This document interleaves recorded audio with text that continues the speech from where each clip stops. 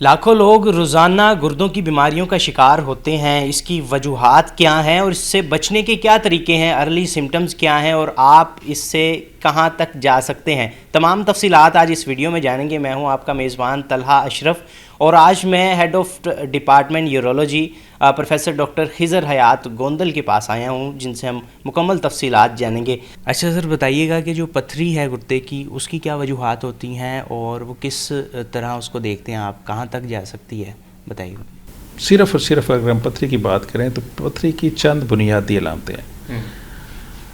دیکھیں، ایک سادہ سی مثال ہے، اگر ہم اس کو کسی روانی کے سسٹم سے منسلک کر کے پوچھنے یا سمجھنے کی کوشش کریں، جیسے پانی کی روانی ہے، جیسے ٹریفک کا فلو ہے، تو جب بھی کوئی روانی ڈسٹرب ہوتی ہے، ٹریفک کا فلو ڈسٹرب ہوتا ہے تو پیچھے لمبی لائن لگ جاتی ہے۔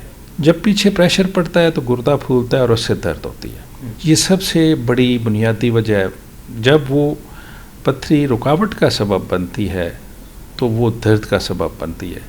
پتھری کا سائز اور درد کی شدت کا بعض اوقات آپس میں کوئی کمپیریزن نہیں ہوتا۔ اگر وہ اس نے نیک پکڑ لی ہے گردے کی، نالی میں آ گئی ہے تو درد شدید ہوگی، اگر گردے میں 5 سینٹی میٹر پتھری پڑی ہے تو ہو سکتا ہے درد معمولی ہو۔ تو سب سے پہلے درد کی نوعیت اور لوکیشن بڑی امپورٹنٹ ہے۔ تو یہ مختلف جگہوں پہ جب پتھری ٹریول کر رہی ہوتی ہے اوپر سے نیچے، تو یہ اپنی درد کی جو پوزیشن ہے بعض اوقات کچھ مریضوں میں تبدیل کرتی رہتی ہے۔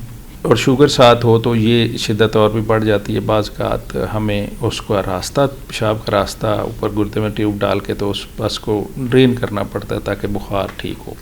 یہ ایک قابل علاج مرض ہے، کیونکہ گردے کو بذات خود پتھری کی وجہ سے بہت لمبا چوڑا نقصان اس کے کارٹیکس کو نہیں ہوتا، سوائے اس کے اوپر پریشر پڑے۔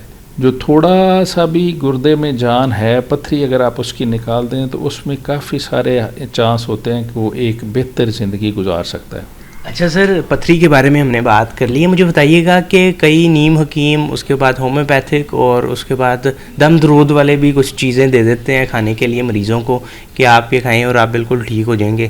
تو اس کے اوپر کیا ہے، اس کی وجہ سے زیادہ نقصان ان کو ہوتا ہے یا اس سے کچھ ریکوری ہو سکتی ہے؟ اب اگر پتھری ایسی ہے جو نکلنے والی ہے، وہ ڈاکٹر کے پاس آ گیا تو ڈاکٹر نے کوئی دوائی دی تو وہ کریڈٹ اس کو چلا گیا۔ حکیم، ہومیوپیتھ یا دوسرے درم کرنے والے صاحبان کے پاس چلا گیا تو کریڈٹ اس کو جاتا ہے۔ اگر وہ کسی کے پاس بھی نہ جائے، جیسے زمانہ قدیم میں ہوتا تھا، تو پتھریاں نکل جاتی ہیں۔ دوسری طرح کی پتھریاں جو راستے میں پھنس جاتی ہیں تو اس کا ڈاکٹری میں علاج موجود ہے بغیر کٹ کے۔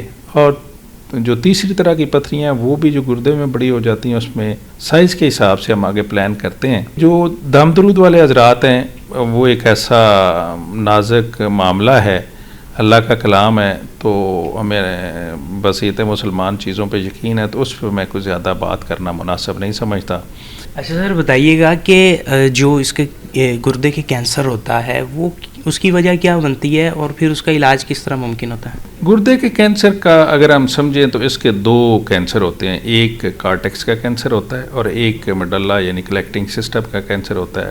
ان دونوں کا جو علاج ہے وہ زیادہ طور پہ جو ہے نا رینل سیل کارسینوما، اس کا علاج ہوتا ہے زمانے کے تبدیل ہونے کے ساتھ ساتھ۔ پہلے جب ہم یہ آپریشن کرتے تھے تو چاہے پتھری رسولی چھوٹی ہوتی تھی یا بڑی ہوتی تھی تو گردہ ہی نکالا جاتا تھا۔ یہ ہمارے دیکھتے دیکھتے اس میں جو ایک تبدیلی، بہت اچھی صحت مند تبدیلی آئی ہے، اب وہ آئی ہے کہ گردے کی اگر رسولی چھوٹی ہے تو وہ اتنا حصہ ہی گردے کا نکال کے باقی دوسرا حصہ بچایا جا سکتا ہے، اور پھر مریض فالو اپ پہ رہتا ہے۔ یس، کچھ لوگ ایسے ہوتے ہیں جن میں اس گردے میں بھی دوبارہ کینسر بن سکتا ہے یا دوسرے گردے میں نیا کینسر بن سکتا ہے۔ تو یہ ایک ویریئنٹ ایسا ہے جو ساری دنیا میں موجود ہے۔ اب ان جو گردے کی جو رسولی ہے، اب اس کا جو آپریشن ہے وہ بھی آہستہ آہستہ آسان ہوتا جا رہا ہے مریض کے نقطہ نظر سے۔ پہلے تو سارے آپریشن کٹ کر کے چیرا دے کے ہوتے تھے، کافی بڑا انسین ہوتا تھا، لیکن اب اس کا علاج کیمرے کی مدد سے، لیپروسکوپی سے ہو سکتا ہے۔